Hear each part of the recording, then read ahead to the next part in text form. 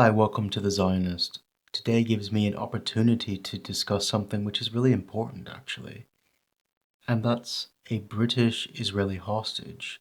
Emily Damari has been released. But that's not really what I'm going to talk about.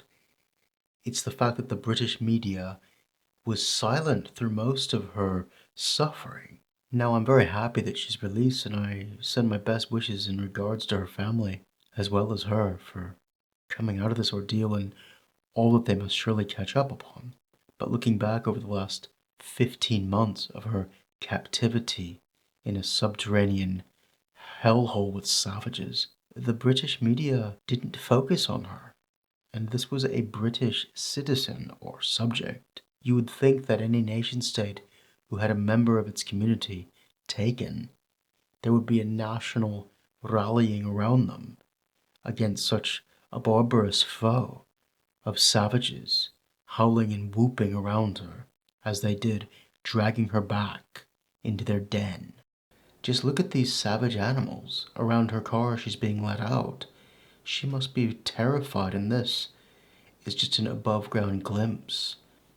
I don't know how else to label these people but savages.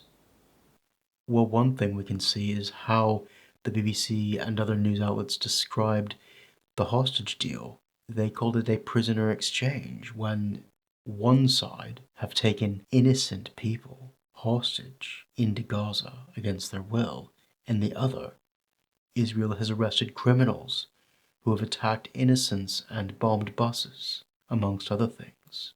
There's no equivalency between these two sides. One are medieval and civilized savages, and the other is the only free democratic state in the Middle East in which women, like Emily, have full rights.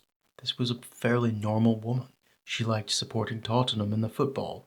That's not my thing, but good for her. It's something we can relate to.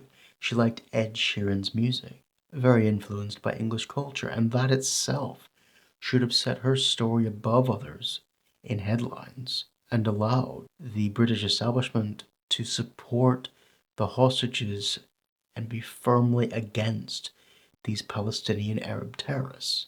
But they didn't because they were afraid of a fifth column. They were afraid. They were afraid of the Islamicist populations that have been brought into Britain.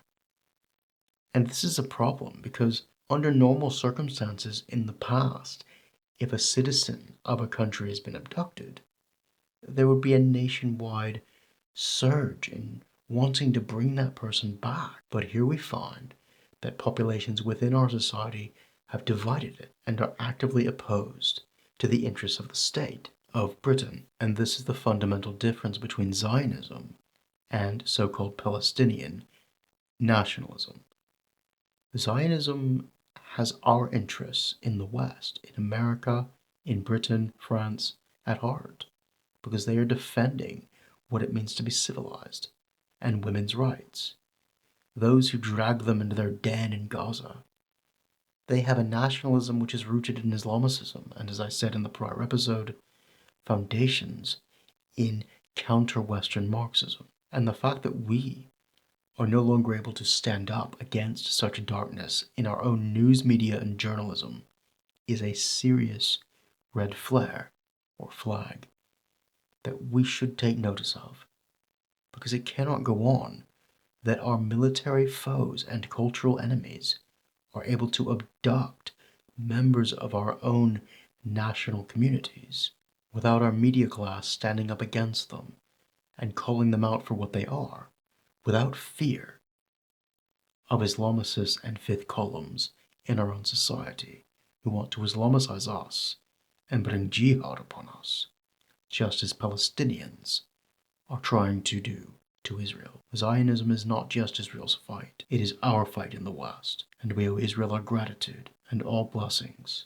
To Emily Damari, and I wish her a peaceful few months ahead as she re-normalizes herself after such an ordeal and such trauma.